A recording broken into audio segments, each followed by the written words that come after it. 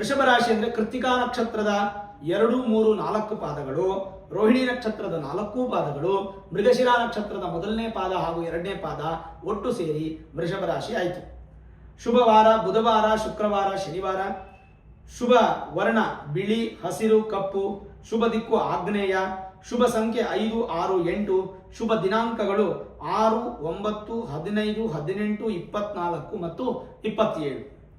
ಇನ್ನು ಮಿಥುನ ರಾಶಿ ಅಂದರೆ ವೃಷಭ ರಾಶಿಯವರಿಗೆ ಮಿಥುನ ರಾಶಿಯಲ್ಲಿ ಸಂಚರಿಸುವಂತಹ ಗುರು ಅಂದರೆ ಈಗ ಮಾರ್ಚ್ 19ರಿಂದ ಜೂನ್ 12ನೇ ತಾರೀಕು, ಜೂನ್ 2ನೇ ತಾರೀಕಿನವರೆಗೂ ಮಿಥುನ ರಾಶಿಯಲ್ಲಿ ಗುರು ಇರ್ತಾರೆ. ಅಂದರೆ ವೃಷಭ ರಾಶಿಯವರಿಗೆ ಗುರುಬಲ ಇದೆ ಅಂತ ತಗೋಬಹುದು. ಅದಾದ್ಮೇಲೆ ಗುರುಬಲ ಹೋಗುತ್ತೆ. ಹೆಂಗೆ?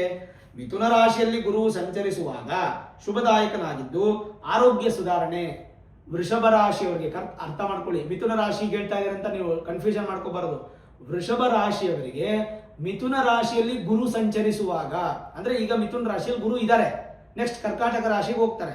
ಹಾಗಾಗಿ ವೃಷಭ ರಾಶಿಯವರಿಗೆ ಮಿಥುನ ರಾಶಿಯಲ್ಲಿ ಗುರು ಸಂಚರಿಸುವಾಗ ಶುಭದಾಯಕನಾಗಿದ್ದು ಆರೋಗ್ಯ ಸುಧಾರಣೆ, ವ್ಯಾಪಾರ ವ್ಯವಹಾರಗಳಲ್ಲಿ ಧನಲಾಭ, ಧರ್ಮ ಕಾರ್ಯಾಸಕ್ತಿ, ಬಂಧು ಮಿತ್ರರ ಸಹಾಯ, ವಸ್ತ್ರಾಭರಣ ಪ್ರಾಪ್ತಿ, ಶುಭ ಕಾರ್ಯದಲ್ಲಿ ಯತ್ನ ಸಫಲ ಮೊದಲಾದ ಫಲಗಳು ಉಂಟಾಗುತ್ತದೆ. ಅದೇ ಕರ್ಕಾಟಕ ರಾಶಿಗೆ ಜೂನ್ 2ಕ್ಕೆ ಬಂದ್ಬಿಡ್ತಾರಲ್ಲ, ಬಂದ ಮೇಲೆ ಸಿಂಹರಾಶಿಯಲ್ಲಿ ಬರೋದಕ್ಕೆ ಒಂದು ಸ್ವಲ್ಪ ಮುಂದೆ ಹೋಗಿ ಹಿಂದೆ ಬರ್ತಾರೆ. ಅಂದರೆ ಸ್ವಲ್ಪ ಸ್ಪೀಡಾಗಿ ನೇರವಾಗಿ ಹೋಗ್ತಾರೆ, ವಕ್ರಿಯಾಗಿ ಹಿಂದಕ್ಕೆ ಬರ್ತಾರೆ. ಇದೆಲ್ಲ ನಾನು ಆಯಾ ತಿಂಗಳ ಮಾಸ ಭವಿಷ್ಯದಲ್ಲಿ ಹೇಳ್ಕೊಡ್ತೀನಿ. ಈ ಜೂನ್ 2ನೇ ತಾರೀಕು ಬದಲಾವಣೆ ಆಗುತ್ತೆ ಅಂತ ನಾನು ಸುಮಾರು ಸಲ ಹೇಳಿದ್ದೀನಿ. ಜೂನ್ 2ನೇ ತಾರೀಕು ಗುರು ತನ್ನ ಸ್ಥಾನವನ್ನು ಬದಲಾವಣೆ ಮಾಡ್ತಾರೆ. 12 ರಾಶಿಯವರು ಗುರುಶಾಂತಿ ಮಹಾಯಾಗ ಮಾಡ್ಕೊಳ್ಳಿ.